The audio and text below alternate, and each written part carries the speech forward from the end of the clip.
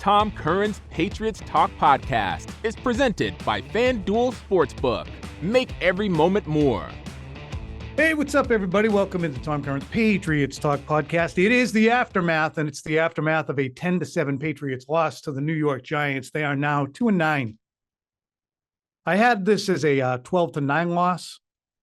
I overestimated the explosiveness of both clubs, and true to form, as you know by now, having watched the game, Mac Jones got the first half. He sucked. Bailey Zappe got the second half. He provided the human smelling salts to the nose of the Patriots offense. They immediately score a touchdown, and then he sucked. The Patriots then slow played the end of the game with an opportunity to maybe try and go up top and score a touchdown. Instead, they inexplicably played for a field goal when they hadn't driven the field but one other time the entire game. They decided that if they get a field goal there, they're going to drive it again with Bailey Zappe during overtime and kick a field goal to win. So they go down meekly, settling for a 35-yard attempt that fourth-round pick Chad Ryland hooked. We're going to get into this with Phil Perry during our Aftermath special segment with the Senator. But there's something interesting that's going on here, aside from the weirdness of Bill slow playing the decision on who would be his starter all the way up until, as far as his teammates were concerned, Mac and Bailey's, their teammates, Sunday morning. The interesting thing is, to me, that it doesn't matter. It didn't matter whether or not the players knew who was starting, because their ineptitude is so all-encompassing with this team right now, especially on offense, that it doesn't matter who started. And we can lay that blame at the feet of Mac Jones. We can lay that blame at the feet of Riley Reif or Calvin Anderson or Juju Smith-Schuster or Devontae Parker or Bill O'Brien or Matt Rowe or Bill Belichick. But the fact is that the Patriots are so bad right now, the worst team in football, arguably, or maybe even inarguably. You can make a case they're the worst team in football because they're the least watchable. But it doesn't matter who the worst is. It just is astounding that they've gotten to this point where it didn't matter who started. They were still going to lose to a bottom feeder like the Giants, the same way they lost to a bottom feeder like the Colts or a bottom feeder like the Commanders or a bottom feeder like the Raiders, or got shut out by New Orleans or lost 38-3 to Dallas. How in God's name did I get this so friggin' wrong? I sat there with a straight face and said, the wins are everywhere. That was going into the Dallas game. Maybe it was coming out of the Dallas game. Could have been going out of the New Orleans game. I talked about Mac Jones being the comeback player of the year, coming back from the ludicrous situation that he saw as an offensive player last year with Matt Patricia and Joe Judge. Well, the damage was seriously done last year, and it was only compounded this year by the lack of personnel. But Mac absolutely shares more than his share. Did he break? Yeah, he broke. But breaking like this, breaking to the point of ineptitude, breaking to the point of making the mistake that he made against Miami and the pick that he threw to not Xavier Howard, the other guy, Jalen Ramsey. So you come out of that. That's after the Buffalo game. You come out of that pick. Then you go to the Manders game. Plays pretty good. Gets picked off at the end because Juju's got cement hands. Then, of course, you go to Frankfurt and you get picked off in the fashion that he did after almost getting picked off in the end zone. Then you have a week off to ruminate on things, get ready for the Giants, and you throw it to triple coverage like your ass is getting sucked into an airplane engine. Easily picked. And then you get picked again. And you fumble, too, before you get benched after halftime. There is no alternative in the NFL right now that is not preferable to Mac Jones. And that includes Bailey Zappe, because there's not a team in the league right now that would, with a straight face, put Bailey Zappe out there to play quarterback for them. Every single team in the league said thanks, but no thanks to him. Which, by extension, does that mean every single team in the league is going to say thanks, but no thanks to Mac Jones if he can't hold off Bailey? This is so effed up. I mean it. Patriots Chargers next week. Bill Belichick after what I see as a guy starting to check out a little bit, certainly with the quarterback decision, secondarily with the decisions at the end of the game, which we'll get into with Phil, as to play for a tie? Play for a tie with Chad Ryland attempting a field goal? So you can go to overtime and do what? I don't know how invested Bill is for the final 6 games of his Patriots tenure. It kind of looks like he's punching the clock. And I'm sure he's not getting a lot of sleep. And I'm sure that he's going to a lot of meetings. And I'm sure he's working overtime to get guys coached up. But it's a lame duck situation. And the way this game was carried out, and the preparation for this game was carried out, feels like a guy punching the clock. However, you let him keep punching the clock for the next 6 weeks, as distasteful as it may be. Because fireable as the Saints or Cowboys or Raiders or Commanders or Colts games may have been, if you were Rich Kotite or Matt Eberflus or any other Frank Reichian level coach, that's not what you can do with Bill Belichick. You try for the most dignified dismount that you can have. Even if he's going to test you over the last 6 games by shrugging and saying, like a Little League coach, yeah, you deserve to play, about Bailey Zappe or Mac Jones. And you also suck it up because it's the human thing to do and the dignified thing to do to allow Bill to finish it out because of all the success he had. But you also don't want to fire him. And this mindset certainly does exist in Gillette and in Foxborough right now. You don't fire him because you need him under contract so that you can get compensation for him if he indeed does coach someplace next year. Now, how that fleshes out, we'll see. Is Bill Belichick the quarry of any other team? Do other teams want him? Or do teams do to the Patriots what the Patriots have done to other teams? Yeah, we're going to bring Bill in as a consultant, and we're going to have Josh McDaniels as the head coach, and he's getting paid. But I mean, there are any number of things that can happen that can go sideways in the next 6 weeks and in the ensuing time after the season ends and Bill Belichick and the Patriots part ways. But right now, understand that this was a rubber-stamped mail-in game for which the Patriots did not adequately prepare despite having a bye week, especially on the offensive side of the ball. I mean, and I'm sure that O'Brien racked his brain and Bailey Zappe worked his ass off, and I know Mac worked his ass off.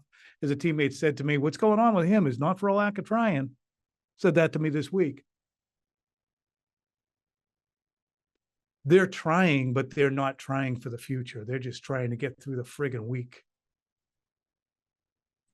But you can't be at a point where you just pull the ripcord and say, Gerard, take over, because you can't hand that to Mayo. You can't hand it to O'Brien. Maybe you hand it to Joe Judge. I mean, he's probably a temp too. Can't imagine he's going to be here after this year, but you never know. What do you want a new broom that sweeps clean for your franchise right now, considering how dysfunctional it looks?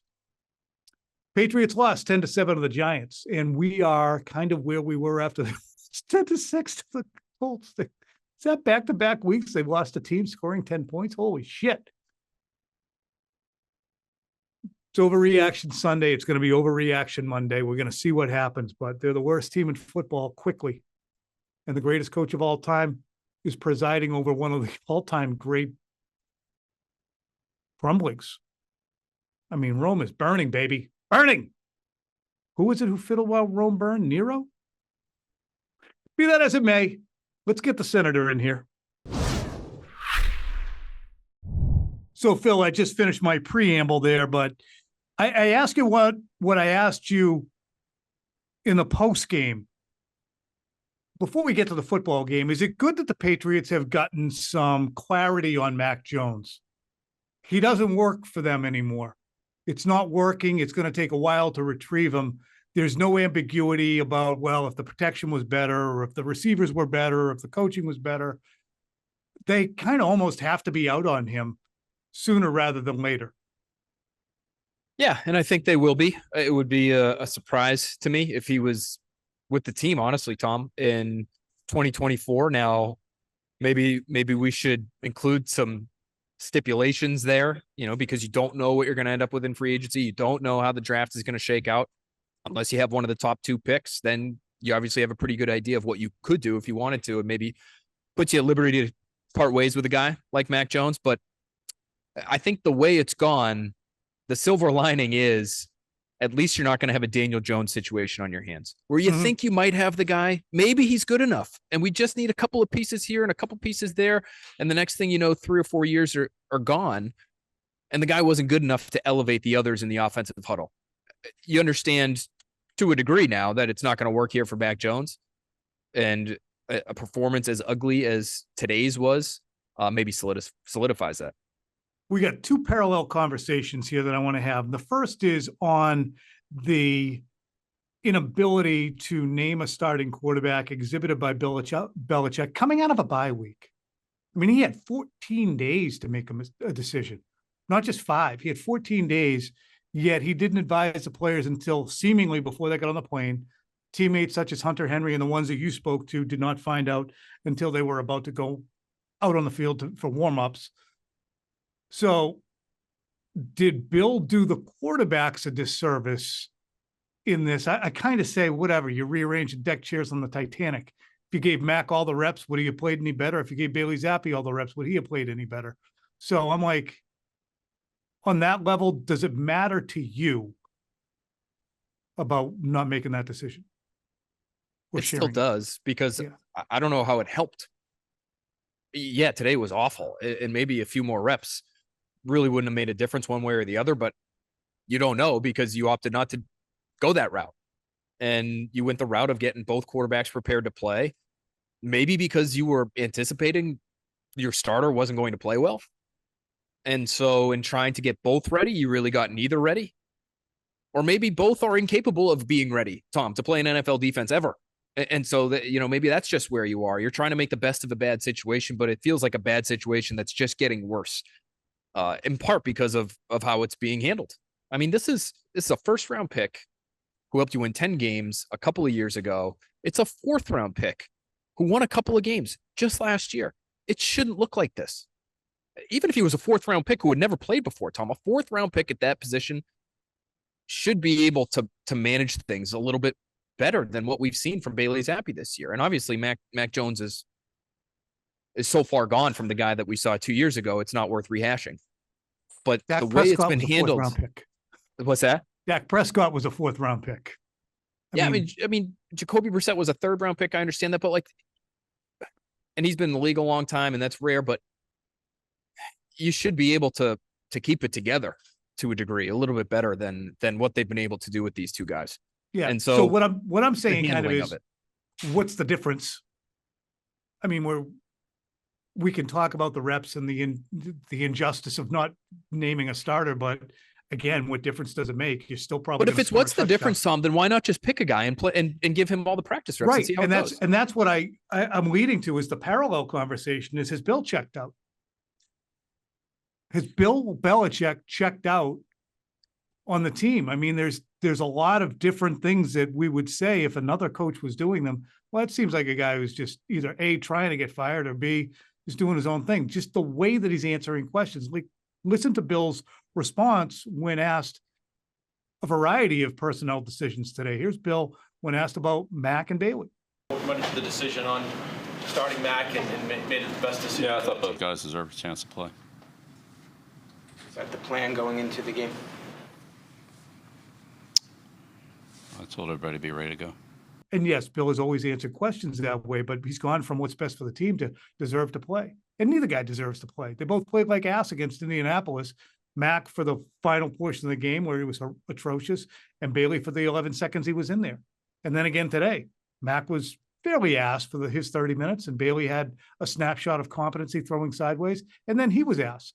Neither one deserves to be playing quarterback in the NFL right now, and Bill doesn't seem to be terribly bothered by it. And maybe he looks at it and says, well, what do you want me to do at this point? And to a degree, he's right? I mean, I don't know. You could have got Maybe you could have got Joe Flacco a few weeks ago. Maybe you could have called our buddy Matt Castle. He's only been out of the league a couple of years, and maybe he'd give you more competent backup quarterback play. I don't know. But I just wonder, what does it all mean big picture for me? And,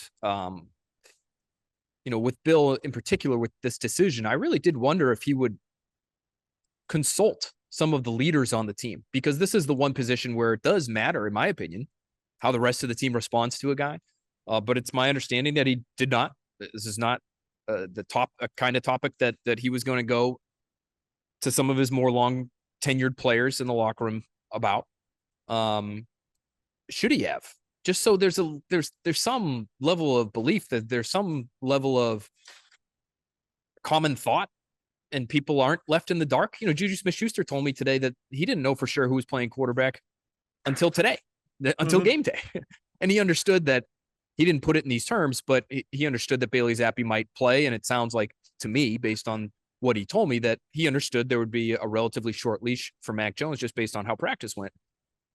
But for players not to know who they're going to be catching the football from or who they're going to be blocking for until the day of the game, I just don't understand how you're expecting to get a good offensive performance out of anybody in that spot. It's about evaluating what's on the roster right now, Tom, and you're not allowing players to show what they can do because of the way that you're handling them week to week.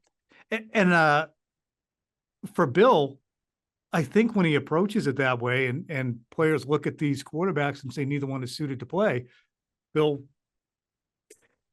I tend to, by Bill's explanation of why the team didn't win, and here it is, actually, here's Bill Belichick on the reasons they lost. Just too much poor ball security on offense. Turn the ball over too many times and got away from us. Even a few times that we didn't turn it over, missed an opportunity at the end of the game to put it in overtime. So, just not good enough. Too sloppy on the ball security. I get a feeling that he's divorcing himself from the product on the field, as if, what am I supposed to do here? I can't tell. Can you guys tell? These guys are horrible. Bill, you brought them in. You brought them both in. You brought them both in within the last 2 years prior, and they're both ruined. And he seems like he's absolving himself somehow for the wreck that this team is. Am I? What is that? Projecting? Am I projecting, Phil? I don't know if he's trying to absolve himself of it, or he knows the situation is so far gone that the guy who usually has all the answers has no answer.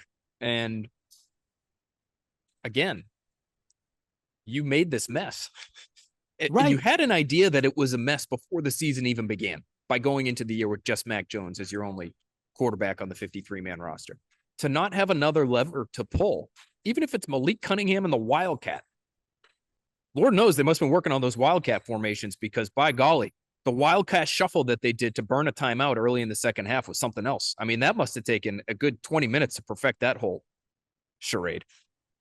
So there's stuff in there for them to try, and they haven't really tried it. So maybe that's what you're getting at, is it doesn't feel like they're going outside the box all that far. They're trying to run the ball. They're throwing a lot of screens. They're throwing a lot of slants, and they're hoping their defense can win it for them. It's just, in a lost season, again, I would be focused on trying to do things a little differently, even if it means riskier play. And it just feels like they're still so conservative, Tom. They're so conservative in terms of how they game plan, how they call plays, how they go about the day on a game day, week to week. To amplify that point, what in God's name are they doing at the end of the game, running out clock and trying to squat in the middle of the field so they can set themselves up for a field goal when they're 2-8? They're probably not going to drive the field again, since they've only done it once prior and they were in the process of doing it a second time. You have to try and win the game, because you're not going to go to overtime and then drive the field again. I mean, what insanity is that? And Jonathan Vilma's sitting there on the telecast saying it was smart by Bill Belichick. To do what? To set yourself up for a 35-yarder? To tie the game and give everybody 10 more minutes of Patriots-Giants? That was the in-game equivalent of the week-long idiocy that we watched at quarterback. What are you doing? What's the purpose? Was your mind numbed as well?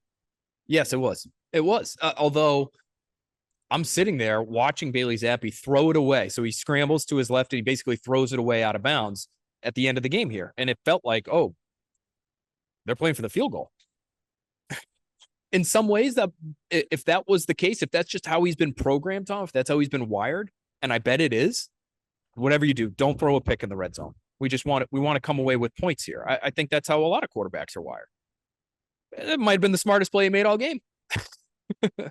But that just goes to show how they're coaching it, how they're handling it moment to moment. Is anybody in Bailey Zappe's ear saying, okay, we got to take a chance here. We're not playing for overtime. We have to try to win this. We're on the doorstep of scoring a touchdown. Go for it, Bailey. And instead you throw it away. And that's a smart play because you get to keep it free and you go to overtime and you live to see another play. It's like extending the game in basketball with fouls. Right. We'll just get to overtime and then we'll worry about it. You never know what happens out there. Score early this NFL season with FanDuel, America's #1 sportsbook. Right now, new customers get $150 in bonus bets with any winning $5 moneyline bet. That's $150 if your team wins. If you've been thinking about joining FanDuel, there's no better time to get in on the action. The app is so easy to use, there's a wide range of betting options, including spreads, player props, over-unders, and more. So visit FanDuel.com/NSBO and kick off the NFL season. FanDuel, official partner of the NFL. 21 plus and present in Massachusetts. Hope is here. First online real money wager only. $5 pregame moneyline wager required. First online real money wager only. $10 first deposit required. Bonus issued as non-withdrawable bonus bets that expire 7 days after receipt. See terms at sportsbook.fanduel.com, gamblinghelplinema.org, or call 800-327-5050 for 24/7 support. Play it smart from the start. GameSenseMA.com or call 1-800-GAM-1234. How about the choice to punt on the opponent's 37 in the first quarter, as opposed to trying, yes, it would have been a 50-plus yard field goal. And yes, he missed a 35-yard field goal late in the game. Boy, Chad Ryland not covering himself in glory to finish out his rookie season here. But that, again, was so conservative in nature. It's like they can't wait to get the defense back on the field. Yeah. And the defense has been good. Now, listen, 20 points the last 2 weeks, and you go 0-2. It ain't on them. But what are you hoping you're going to come away with a scoop and score or a pick six or, to win the game? I mean, what are we doing here? Win the field position battle. I mean, pin them. They punt. Maybe they have a bad one to get at the 46 with first down. I mean, it's high school strategy to an extent. Last question before I let you go do your television hit for NBC 10. Who starts next week? I would give Bailey Zappe a shot, I guess, right? I think they did have a little bit of a spark. I mean, Ramondre Stevenson, first play with Bailey Zappe in the huddle, that was one of the hardest runs I've seen anybody have all year. They ran through a couple of guys, finished the run strong. They end up going down the field and scoring. I don't know. I mean, I would like to see, I guess, what it looks like if you just gave him a week of practice and go from there. I mean, can he prevent the mind-numbing error and the horrible throw? I asked a couple of players in the locker room about his pick because it looks like a similar play compared to Mac Jones's first pick. Yep. Along the sideline, sort of a deep over. And I was told basically similar, different play, but similar concept. And I guess the play that Zappe should have at least executed was to go over the top and throw it down the field. But when you don't get practice reps and when you're in an offense that seems as though it has to live within 20 yards of the line of scrimmage, I wonder if he even thought about throwing it deep there, Tom. But that's where the read apparently should have taken him. Safety came down. That means the deep option is there. Try to hit a shot deep down the field. Instead, he tries to squeeze it into an area that's well covered and gets picked off. So can you avoid that with a week of practice? I have no idea. But this is going to be so hard to watch the rest of the year here, Tom. I mean, it's frustrating for the players. I'm sure it's frustrating for fans. And they've got their eye on a top 3 pick now. Well, what's crazy is it's not 3 games. It's 6 games. They have 360 minutes of football remaining, unless they make the playoffs. So to me, it's a long slog to the end that you're going to watch. And a lot can happen. And a lot of nerves can get frayed over the 6 weeks. So we're going to watch for that. Phil, go do your hit. And everybody, we appreciate you. We'll be back on Tuesday. And make sure you check out the breakdown with Phil and Ted Johnson on Monday. See you, Phil.